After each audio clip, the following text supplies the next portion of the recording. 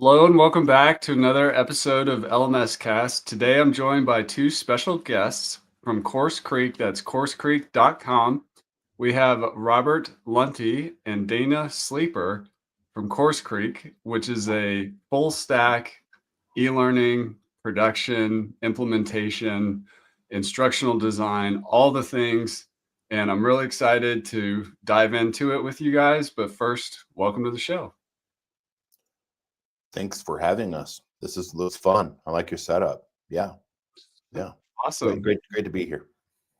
Well, let's just start with the big question of like, what is CourseCREEK? Like, what are your services? What do you guys do? When I saw you pop up on the radar, I'm like, oh yeah, these are guys that are big picture, but can also zoom out on the components.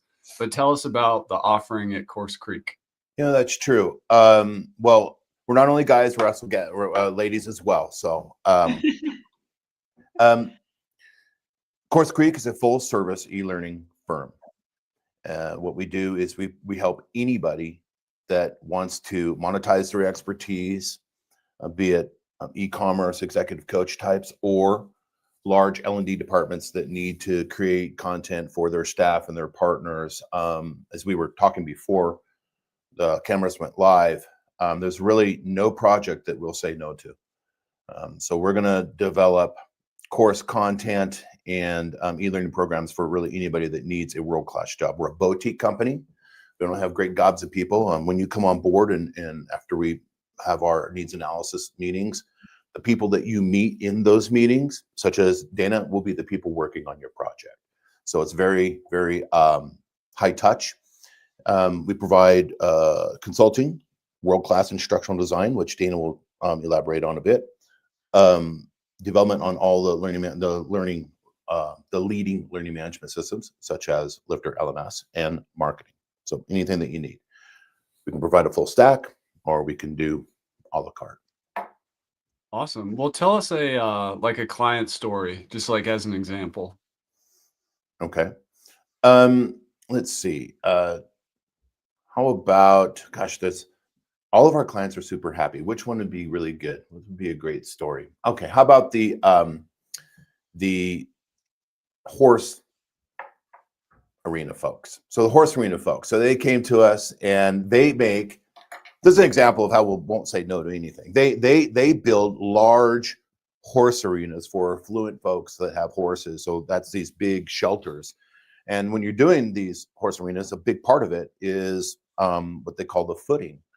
Right, so the footing is what the horses run on. All right, so that footing has to be done properly. It's a science, it's an art form, and if it's not done properly, then you'll hurt these very expensive animals.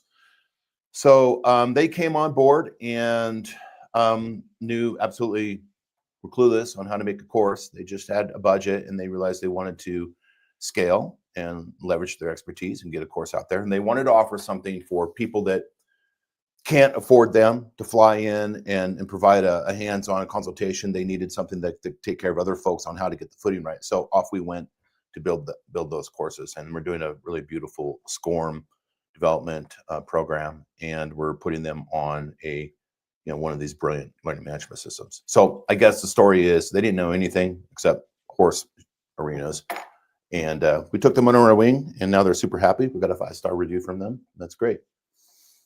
I think that's awesome. I have this belief that every company could be an education company, and particularly what you said with like downselling. If you can't afford our services, we'll still teach you how to do what we do. That's much cheaper than hiring us, but it's kind of the do-it-yourself model, and so many companies could be doing that. That's awesome.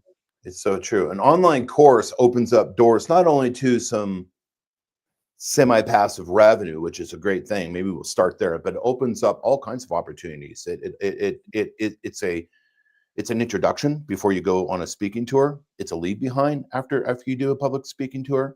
It opens up opportunities in the customer journey. It opens up opportunities for the customer to potentially, if they want more of you and more information, you can do like a VIP retreat. So it sits in that purchase journey somewhere in the middle, which is super important. It opens doors and it makes you an authority in the space. The other thing I like to mention is that people don't mention very often is for a lot of folks like the thought leader types, it also leaves a legacy. All right. So when all is said and done, your teachings go on and people can continue to learn from you. And so I can do a lot for folks. Yeah, I love the legacy aspect. There's a concept we talk about a lot on this show that you have to wear 5 hats to really make it in this industry, whether you could be a unique unicorn that can do all these things, or you can hire a team or hire an organization like CourseCREEK to fill in the gaps. But the 5 hats problem, as I describe it, is you have to be like a subject matter expertise, whether that's like horse running surface, that's the expertise. You have to be able to teach effectively or coach or design instruction. You have to be an entrepreneur, like you have to build a education company. You got to do marketing, you got to do sales, you got to do operations. You have to be a community builder. Like, who are all these people that have, horse tracks? Like, how do we reach these people? How do we enmesh in their community or find them to begin with? And then you gotta be a technologist, we're talking video cameras, websites, marketing automation, CRMs, LMS, all these things. And that's a tall order for one person to be able to do. Yep. But since Dana is here, I wanna really dig in on instructional design because this is such a huge problem because there are so many people who have expertise, but they're not trained as teachers. Even college professors, many of them did not go to teaching school or in private education. So it's a much needed thing that's not very well understood of how to create engaging e-learning content and to pass along information without overwhelming people. But Dana, take us to school on like some top tips of instructional design and how you think about it, particularly with a subject matter expert without a teaching background. Yeah. Sure. Sure, happy to. And I'd say that's predominantly who we work with, right? Is me, subject matter experts who don't have teaching backgrounds, but they know something, whether it's about horse arenas or it's about running a restaurant or a youth mentorship program and anything and everything in between. They have some knowledge that would be beneficial for other folks to have. And so what we do is we sit down with those SMEs and we try to better understand the content. That's our first step, right? It's sort of this discovery and analysis phase. We identify what knowledge they have, how it might be useful to other folks, what our objectives are to get that information across. So essentially, what do we want the learners to walk away with?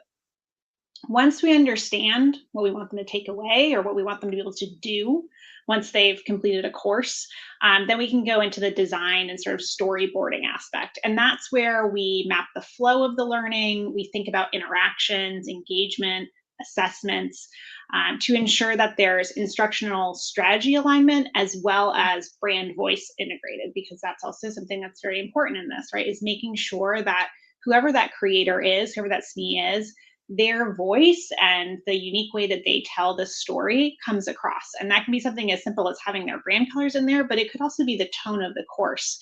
Some folks really like to interject humor into their courses and be really playful. Other folks like more of like a corporate serious tone. It just depends on who they are and who their audience is. So we have a lot of conversations around that. We iterate a lot on different versions of content in order to ensure that we are ultimately developing something that reflects well for them and for their audience. And then we go into that development and production phase. So we use tools like Articulate Rise, Storyline, Beyond, and other tools in order to bring the courses to life. So we integrate multimedia, animation. We also think about accessibility best practices. So if we're acknowledging that our audiences may need to use e-readers or things of that nature, we need to think about those aspects to ensure that they're SCORM compliant, ready for the learning management system. And then there's a whole review and iterations process, right? Where we share that draft with them, get their feedback. Sometimes it's great. Sometimes they're like, this is exactly what I wanted. And other times they say like, oh no, this is so far from what we were expecting. And then we just keep going. It is a creative process. And I do think that's something that a lot of SMEs, the first time they go through this process, they don't realize that they really need to lean in and be a partner, especially for that first course we developed together. There's a lot of time investment on both sides to figure out what that brand voice is, what they like, what they don't like, what resonates with them.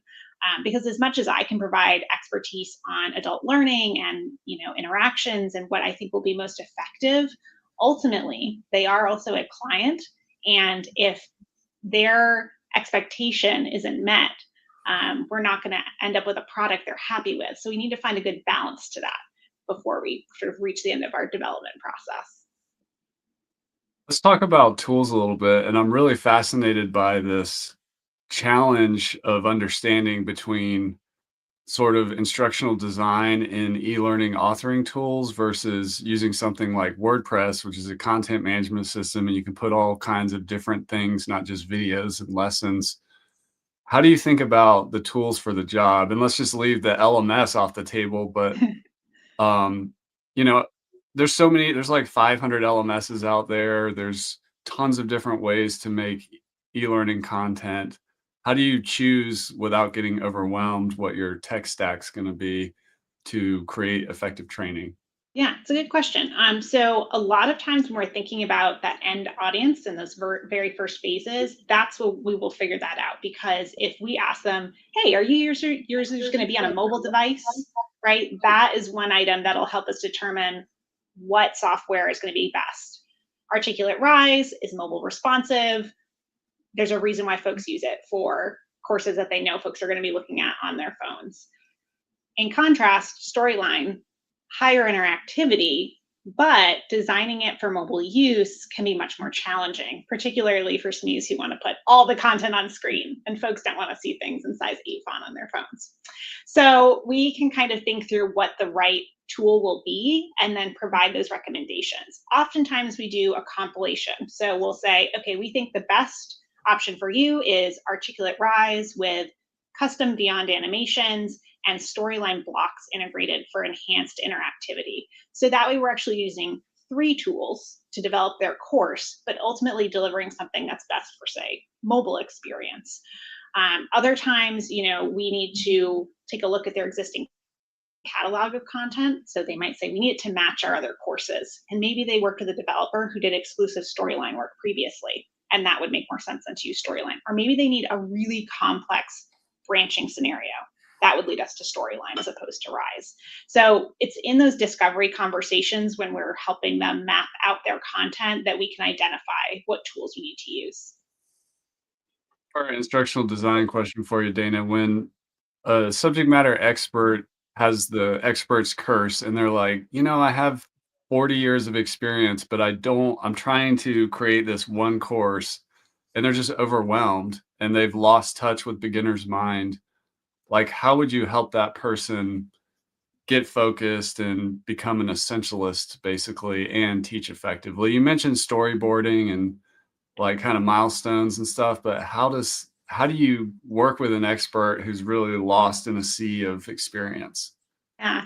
So a lot of times what I will default to in that case is talking to them about learner attention span. How much time do we reasonably think someone can sit down and go through their course and digest and then retain that information? And maybe we're looking at 15 minutes. So what can we teach in 15 minutes effectively that will really change what they do on a day-to-day basis or help them accomplish those learning objectives we talked about earlier? Another great visualization of this, which is helpful for some folks, is to describe folks' brains as buckets, right? And we say, you have this much water in your barrel, right? This is all your expertise, but your learner's bucket is only this big. So we can only pour in this much water. So what is it that's essential needs to go in there? The rest of it is just going to overflow and it's not going to stay in there. It's not going to stay in their cup or in their bucket.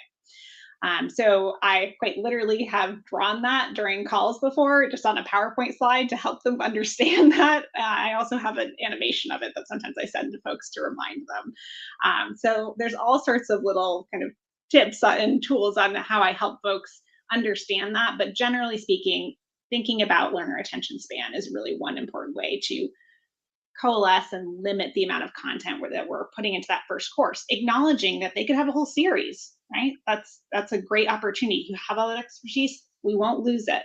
but we are going to make it so the learners can actually digest and retain that information. That's Chris, awesome. Chris, Yeah. I want to add to that real quick. And she's great. I told you we had great instructional designers. From a management perspective, while Dana's working on all that, on my end, I'm getting sort of the tough job of, but I've been doing this for 40 years. Nobody knows this better than me. And how is Dana? I know she's great, and we enjoy working with her. But how are they going to get it? How are they going to know how to do this? And so the customers oftentimes, as the reality of, oh, I invested in this, oh, this is what's really going to happen. As that reality begins to seep in, sometimes they begin to panic a little bit. Like, oh my God, what did I sign up for? How are they going to ever get this done? But one of the things that they need to know that I help with sometimes is it's not about you, really. I mean, it is, you're the subject matter expert, but the course is about somebody else, a different ICP. We're not making a course to sell to you. Okay, if we made a course to sell to you, the storyboard would be completely different. It'd be more advanced and that sort of thing. We're making a course to sell to who you may have been 20 years ago. So let's get that straight. The other thing is this is what we do. We do this 5 days a week, 8 hours a day for 20 years. And I myself have 9 courses in 5 languages in another life. So we've done this before. Trust me, trust Dana, trust our platform people. We will give you everything that you need. We'll capture everything that has to be said and more. And if it's one thing that these instructional designers are really good at, is picking up on business models real quick and removing that's not necessary with that's necessary, and they know what they're doing. So the customers the clients need to be managed sometimes in that regard. They need to let go, and it's a joke with my clients. I say, just let go, let Uncle Bob take care of it. Right? Uncle Bob and his superhero team will take care of it, and we get it done. That's why, this is a plug, we have nothing but 100% 5-star reviews on Trustpilot. So that's awesome. That's awesome. Well, Robert, you mentioned 9 courses and some in different languages. I always find people's path into the course space or the e-learning industry is always interesting. Tell us about the genesis of CourseCREEK. Like, where did it come from? How did it start? Why did you do it? Well, I'm going to make a long story very short because we want to get back to instructional design and CourseCREEK. But in another life, I'm a recognized voice coach. Father-in-law sing a song. Okay. All right. So I've been doing that for 30 years. The company is called The Vocalist Studio. We're sitting on Kajabi, which is a great platform for that kind of teaching. And I wrote a book and have 9 courses in 5 languages that teaches people a methodology for physically training the voice to build the motor skills and the strength and endurance of the voice so that you can sing amazing. And it tends to lean into rockers and heavy metal people so they can like scream notes without hurting themselves and that sort of thing. Lots of fun, really great.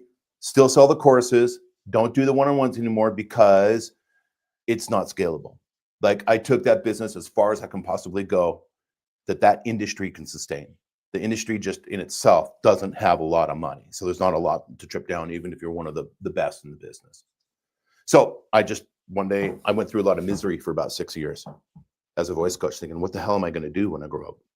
What else can I do? And I realized, well, the only other thing I can do is make courses and help people make courses. So off we went. We created CourseCREEK 7 years ago, and it's really mostly about people like Dana. It's about the talent that I surround myself with. So I just got tired of working with musicians. They don't have any money. Awesome. And they're flaky. Yeah. I love our industry. We've talked about horse running surfaces and voice coaches, which is awesome. But in terms of like the perfect customer for CourseCREEK, like, what are some of the qualities they have? Because you mentioned that thing where they have to be open and trust the process. And some people just kind of want to steamroll through and go alone. But how do you really identify or seek out a perfect fit client? Client that does his homework and follows that lead. That point that I made earlier, the client that signs up and says, I'm ready to go to work, and joins the team and follows our lead and gets their stuff in on time. We do a client Slack channel, and Dana and the rest of the team will engage with them. So that's active, involved, removes their ego, and just lets us lead and lets us get it done. That's the best kind of client. And, clients that are, when we execute, and we always execute great, when they're happy about that, they share that with us, and they share that with the world. And so that's sort of a big part of our payback, is that we like to know that they're happy, and we want people to know about that. Dana probably has an instructional design perspective on that, no doubt. Dana? I would say that clients who are communicative, so using the Slack channel and, making sure that they stay up to date with those communications as well as responding to us, probably the most important thing. Everything else we can work through if you at least talk to us, right? It's really hard to make progress on a course if you can't get client input or you can't get them to review a course. So that engagement that Robert mentioned in the Slack channel is really key. And it also streamlines things so that all of our communications are in one place. Shibs, who manages all of the LMS platform work for clients on our end, he can see my communications with the client. I can tag him and let him know, hey, there's like 4 courses that are going to be coming your way soon to upload to the LMS. Or I had this conversation with the client and they mentioned gamification, and I want to make sure you're thinking about that when you do the LMS setup. So it keeps the entire team really engaged and informed throughout the process. Besides that, in terms of clientele, I think I would say communication's number 1, and number 2 is, like Robert said, doing your homework, right? Some folks show up and they have no content, like they haven't actually written anything down. And so we then have to have the conversation about, like, okay, you need to do your homework to take your expertise and put it on paper, or put it in PowerPoint slides, or put it on something, or literally voice record yourself. I don't care what format it is, but give me your knowledge. Yeah. And so that's really important, because if we don't have that information, then all we can do is Google search, right? Or use AI to try to generate content. And that's not going to result in the same end product as something that's coming from a subject matter expert. So those 2 things are really what I look for. Again, everything else I can work with. You guys also help with, or I'm sorry, you guys and gals also help with marketing automation or marketing funnels. So like one of the main questions we want to solve with this podcast is helping people get clients. Like we want their courses and membership sites and e-learning projects to be successful. And of course, there's other kinds of courses like internal trainings at companies. But if we think about the subject matter expert selling expertise, what kind of marketing funnels or marketing advice do you have? I know, Robert, you had your own experience with being a voice coach and finding leads for that. But how did you do that? And how do you help clients set up, a lead system or get their own clients? So we have 4 phases in the client journey: consulting, instructional design, LMS, working with your platform, and marketing. So it's like phase 4 in this journey. We have an inbound director, an inbound marketing director, and an outbound marketing director. Inbound is paid media, social media, writing blogs, that sort of thing. Sort of the traditional stuff. And the outbound director does outreach sequencing on LinkedIn, where it applies, and outreach sequencing on email, cold and warm email campaigns. Now, the cold and warm email campaigns is sort of interesting in that in order to do that properly, you have to have somebody who is an expert in commercial class outbound email tech stack, which is stuff that I'm still learning about. And we happen to have a fellow like that. His name is Matt Armstrong. He's a total geek. He builds on Clay and Apollo and Instantly and all these systems that are all designed to make sure you don't go in the spam folders and don't get in trouble and that sort of thing. Personally, I prefer the outbound stuff because you get the most return for the investment. It's a great value. Now, if I had more money than God, and I don't, I'd probably do paid media. Right? So paid media can be very effective, but it's a rich man's luxury. All right. So if you're not one of those folks, and we got a great guy that can handle that for you, but if that's not you, I kind of lean towards outbound initially to try to get leads in. Now, the other thing that you should do is go to work. And that means get in front of a camera. So as far as the Vocalist Studio is concerned, it's, it's 15, 20 years of YouTube. I think I was the very first voice coach to do a singing technique video on YouTube before Google even bought them. So you gotta do that if you can, if it's relevant to your business. I mean, I understand that L&D departments at a hospital might not be doing that, but if you're like sort of a thought leader, solopreneur kind of dude, you need to get in front of the camera. So the underlying point in that is, just because you have the beautiful product and we've delivered you a beautiful product, that's when sounds cliche, but that's when the work really starts. You got to get involved. You got to make a little bit of investment in marketing. If we're talking about e-commerce people, and you got to get in front of a camera if you can. Make noise. Yeah. Yeah. That's awesome. Just like what you're doing, Chris. You got to do what you're doing right now. You got to make content. Yeah, I appreciate that. I think my first YouTube video was in 2007. Something Okay. like that. But All right. Anyways, I'm just guessing, but sometimes like migrations are super important in this industry because, and I'm guessing that you guys deal with a lot of migrations. Like there's this perfect client, open-minded, subject matter expert, coachable, blank slate canvas, and you just go with all the best practices. But a lot of times you'll probably get somebody, they don't like their LMS, their course isn't working in its current form, and they want to move somewhere else on the tech stack side point or the content creations point, and they need to migrate. They need to go to version 2 or version 3 or version 4. Yeah. What's your experience and advice for people that are kind of in that migration or reset mindset? Well, I want to give Dana some airtime on this. I'll start with that, and then Dana, I'd like to get the instructional designer's perspective on that as well, like SCORM compatibility and that sort of thing. Early on at the agency, we recognized that migrations was heavy lifting, dirty, no fun work that our competitors didn't want to do. All right, they waved those opportunities down the path, but we stepped up and embraced it and wrote SOPs for it. So in fact, it's a piece of work. It's a kind of work that we do enough that it's made our main nav bar. If you go out to our website, it says migrations. It's right at the top. And so we're real good at it. Your question is, we typically are migrating to best class WordPress platforms, okay, and SaaS platforms. The way we do it is we migrate content. We're focusing on content and data, client data. This is a great question for Shubhanksh Chaudhary, our Senior Director of Platforms, but it's a lot about SOPs and being really super tight on those SOPs, bringing stuff over. It's got to be really super organized. I'll mention this, then we'll pass it off to Dana.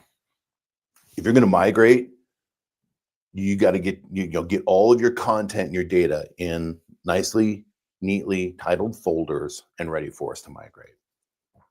So one thing we can't do is like go in and go into a big, huge mess and figure out how to do it. You got to work with us, and so you got to prepare for it.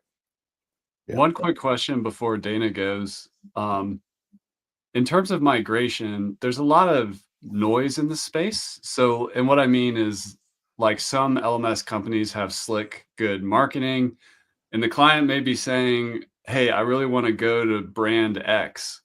But you guys also do LMS recommendations where you're like, based on, you might disagree. You might think like, oh, this person is a great fit for Kajabi or a WordPress solution or Talent LMS or something else based on their unique needs. Indeed. So how do you, like, let's say you had a client who's like sold on brand Y, but you really think brand Z is a better fit for them? Well, we are the trusted advisors. So we'll go back to the other point that I made. If you're going to hire us to do the business, let us do our work. So we're going to make sure you get on the right platform. And frankly, the first most critical decision is that platform, is that LMS. So we do work with a lot of LMS platforms, and they're all brilliant. They're all brilliant. They all do something a little different, a little better than the next guy. And they got strengths and weaknesses, but they're all pretty much mostly brilliant, including yours. It just, we take a look at their needs and we just align the needs to the platform and make a recommendation. It's pretty straightforward, but they have to trust us on that. Dana? Yeah, I would say on the content migration side, there's a whole slew of reasons why folks come to us and say, hey, we did version 1 and we're looking to make some changes. It could be that their content was developed internally by someone who maybe doesn't have learning design expertise. Maybe they don't have software to make it interactive. So it could be something that's pretty bland, like PowerPoint deck, or it could literally be PDFs with text and image. And so they're not seeing a lot of engagement in their content. Maybe if they're selling it, they're not selling a lot of courses because folks aren't giving them rave reviews. Whatever the reason might be, they want to kind of upgrade their content. And so in those instances, we're often looking from converting from those base files into SCORM compliant content in Articulate Rise or Articulate Storyline to increase engagement. I would also say that one of the other areas that we see some desired is when we need to use SCORM content because they're looking to expand their reach. So having items packaged in as SCORM files makes it easier for them to sell across multiple platforms, right? So if that's something they're interested in doing, but their content is currently set up in some format where they cannot do that easily and they would have to manually recreate that content in another system, that can be another reason for folks coming and saying, hey, we've decided we're going to go full SCORM so we can package our content and sell it. We need you to migrate it. We've had a lot of clients do that. And I would say, Robert, thinking recently of like Boss Academy, they actually set up all of their content in their LMS. And it's YouTube videos, text, and images. And now we're moving it into SCORM compliant content and Articulate Rise and Storyline and using Beyond Animations and the video elements that they provided.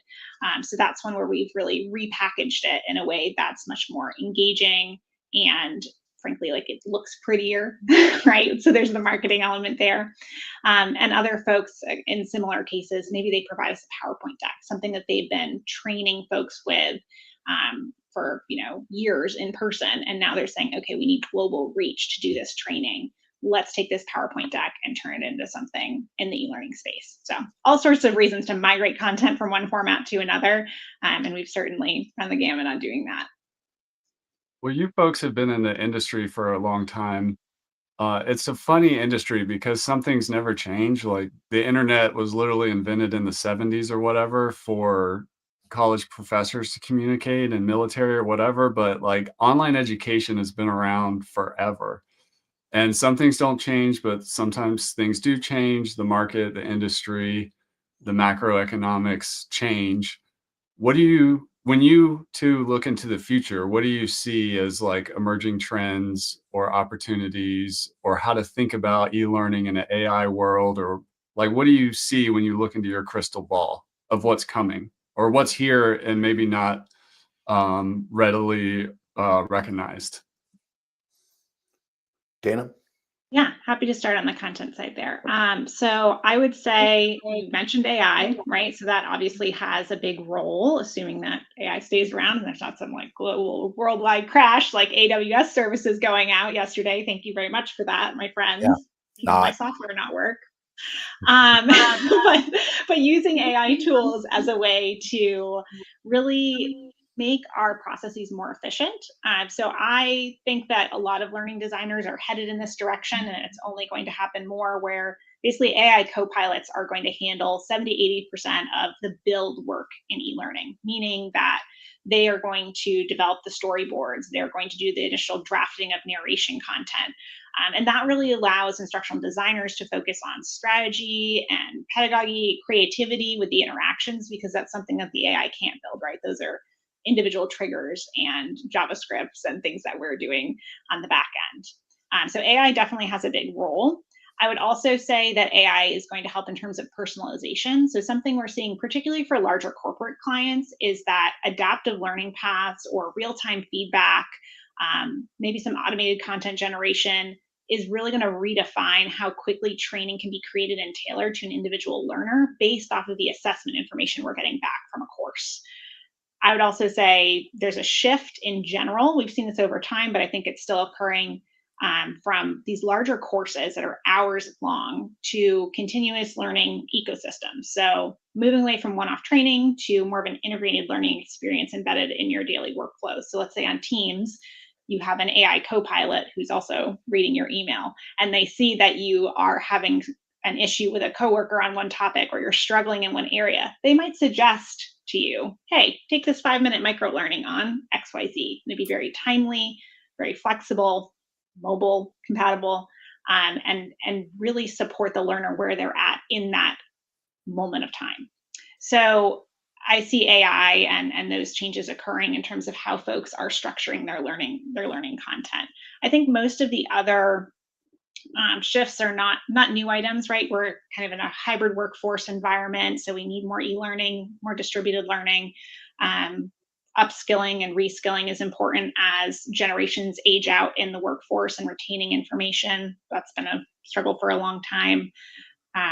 Storytelling, scenario-based, and experiential learning has for a long time been something that folks have focused on, but integrating that into e-learning format has obviously been more of a challenge and more possible as we advance our tools. So I'll pause there because I could talk about this for a long time. Robert, what do you want to add? Well, that's brilliant. I'm not sure I can best that, but from my perspective, where we're recommending tech stacks, that sort of thing early on, let's say AI for the heavy lifting, micro learning, multi-tenancy, continuous gamification, adaptive learning, and co-pilots. That's awesome. Yeah, it's I love what you said about, I've heard it called just in time learning versus just in case. And that like AI can help, like, hey, you might be ready right now for this one Yeah. micro training on this one topic. That's really cool. Um, well, let's talk about CourseCREEK. If somebody's watching this or listening to this and they're like, these guys and gals sound pretty awesome. How like what's it like to get started working with you? What should they do? Yeah, like how do they get in touch, and what is the beginning of the process? Pretty simple. Thanks for asking. Go to CourseCREEK.com. Course as an online course, Creek as in a little river, one word, CourseCREEK.com. Go to the top left, top right corner of our website. You see the happy button. It says book a meeting, and we will meet with you. And it won't just be me. It'll be me, Dana, Shabanks Chowdhury, our platform expert. We one of the things I'm really proud of and that I think is super helpful for clients is we team consult. So when the client comes in, it's not just Robert, it's me with my talented specialists, and they're diving deep on answering, asking the questions they need to ask, a lot of the content we've talked about here today, and we get it done. So after that, I then get scope documents from my team. I put a bow on it, send it out to the client in about 48 hours, and we'll go back and forth a little bit, perhaps if we need to, and we bring them on board. Then we'll create a client channel or a Slack channel, and we'll get to work, everybody. Yeah. And just to highlight some of the kind of niche specialties, you mentioned LMS migration. There's healthcare is like an industry you're interested in. There's all kinds of subject matter experts who do a million different things, which you guys have experience in. Any other like just really sweet spots that you love and really enjoy those clients in terms of niche or industry or type of platform or whatever? The migration work is a big strength for us, and that includes the instructional design that goes into that as well. Taking a look at old content and doing an audit and improving with the instructional design, which is something that Dana had referred to. Verticals, healthcare, fintech, executive coaches, and don't be shy if it seems a little bit out of the box. I think we're probably the company for you as well on that as well, because as I said, we'll try anything from cowboy hats to horse arenas if we can get it done. And on-demand support. I have a popular service called on-demand support. It's basically prepaid development, instructional design hours every 30 days. And it's a way to kind of chill out the cash flow if you're kind of low on cash flow, and then need to prepay for 4 to 70 hours every 30 days. We can work that way. So that is something that has been popular and useful for the clients. Awesome. Well, Robert and Dana, thank you for coming on the show. We really appreciate it. Go check out CourseCREEK. That's CourseCREEK.com. Reach out to these guys, book a meeting. And thank you so much for coming on the show. And thank you for sharing what you do and the shared passion for this industry. We really appreciate it. Thanks for the opportunity. We look forward to sending clients your way.